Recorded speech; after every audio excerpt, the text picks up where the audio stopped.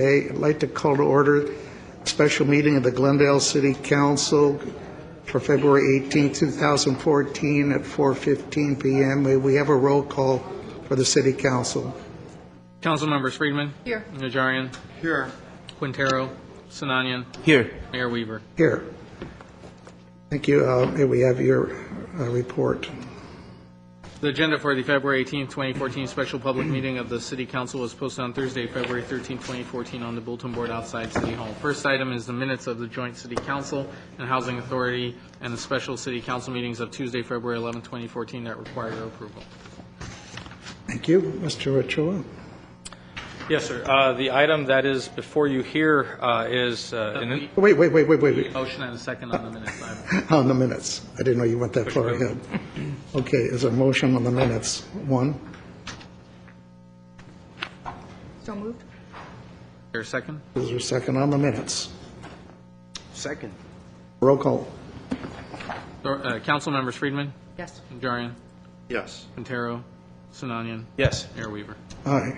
And now item 2. Item 2 is Director of Community Development regarding initiation of a general plan map amendment and rezoning of 10 properties along Fernando Court and Cypress Street from industrial to mixed use in the land use element of the general plan and from the IND industrial to IMUR industrial commercial residential mixed use zone. 2A is a motion authorizing initiation of general plan map amendment and rezoning of the 10 properties.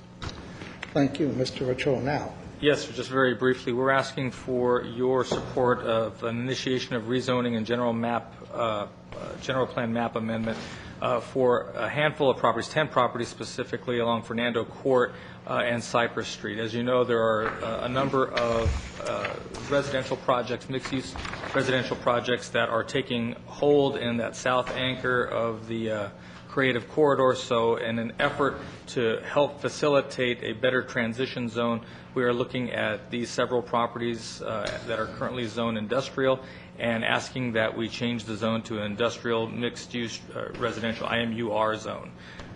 This would not make anybody existing non-conforming and at least give the flexibility for the future to synthesize that entire area into a more homogeneous type of zone as a south anchor for the creative corridor. If you have any specific questions, Jeff Hamilton is here, but again, this is the initiation of a process. A proposed zone amendment, if you approve this, would come back to you for full consideration. So what additional abilities would a developer have that they don't have under the current zone? The current zone restricts to specifically industrial, certain industrial uses. The additional zoning designation still allows those uses, but also allows the introduction of a housing as a mixed-use project with an application for a conditional use permit to allow the housing. That's the only change. Mr. Najarian. Just so I'm clear, so if this is done, there can be more apartments built on this property? Yes, there could be more. I'm against that. And we discussed, I mean, this was all, why wasn't this included in the original San Fernando corridor zoning redo 8 years ago or 10 years ago? Really because it was 8 to 10 years ago, and I think as time has changed and more investment, an unexpected amount to the degree of that it's come, has given us the opportunity to say, well, maybe we need to increase that buffer zone around the intersections of San Fernando, Brand, Los Feliz, Central. I mean, just so I'm clear, this could permit greater residential, multi-unit residential. Again, yes, but subject to a CUP that you would approve.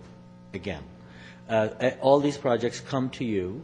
And the only difference is that the CUP that was required, that would allow residential mixed use in addition to the existing uses that are still permitted. That's all.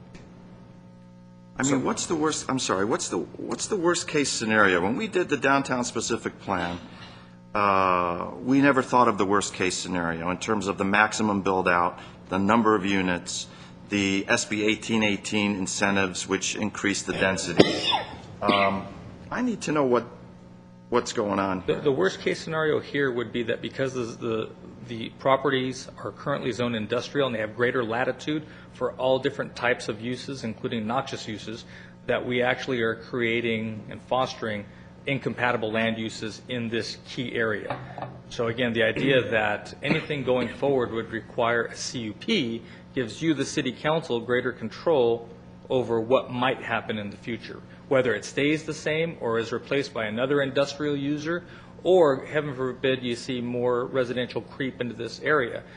But in any event, whereas right now you have only the industrial use, which is our widest, most allowing, if I can use that term, use in the city, this would give the city greater control as to what would happen next down there. And this particular item before us, the motion, initiates an amendment. So will we be getting a greater detail? Because that's what I would like to know. I mean, I'd like to know and for me, the worst case is maximum build out of several hundred units per acre at whatever the zoning would be permitted, the height and all that stuff. I'd like some info on that. We will analyze that, and it'll go to the Planning Commission before it comes to you. More discussion? No, I would just like to make sure that Mr. Najarian gets his, at the next time, gets his questions answered. I'm interested, too, to hear the answers. So maybe you can sit down and give your concerns or your questions ahead of time to staff so that they're prepared when we come back next time with those answers. Okay, if there's no more questions, is there a motion on 2A? I'll move the item. Second. Roll call. Councilmembers Friedman. Yes. Najarian. Yes. Quintero. Sinanian. Yes. Mayor Weaver. Aye. 3, please. Item 3 is Director of Library, Arts, and Culture regarding donation of miscellaneous surplus library furniture and equipment to local nonprofit. 3A is resolution authorizing donation to Habitat for Humanity. Thank you, Mr. Chair. Just real quickly, we, through the reconstruction of Brand, there's a bunch of surplus office equipment facilities has already picked through it to take what we would like for other repurposing in the city. But if we are going to donate it to Habitat, council has to approve that. So if you have any specific questions, Mr. Wallen, never get it right, Jay. Jay is here if you would like to ask him any questions about what the materials are. I just have a quick question. I mean, Ms. Friedman. there was some kind of very cool 50s furniture in there. I'm assuming it's nothing, we know that none of this has any kind of value in that respect of being an antique or being historic, something that we could sell and make real money on. This is all more generic, more recent office equipment? Yeah, Jay Wallenut, the executive analyst for the library. Councilmember Friedman and council members, the items that we're talking about here are not, the only office furniture is some damaged file cabinets. Nothing that is being given away has any historical impact at all. Our facilities department has looked at that. It's all kind of things like the grate that goes around the windows, light fixtures, construction things, which is why it's going to Habitat for Humanity, because it's something that can be resold for construction projects. Sounds good. If there's no more questions, roll call. I require a second for. I had a second. Yeah, thank you. Councilmembers Friedman. Yes. Najarian. Yes. Quintero. Sinanian. Yes. Mayor Weaver. Aye. There's a motion to adjourn for the council. So moved. Second? Adjourned at 4:25. We have closed session today? No,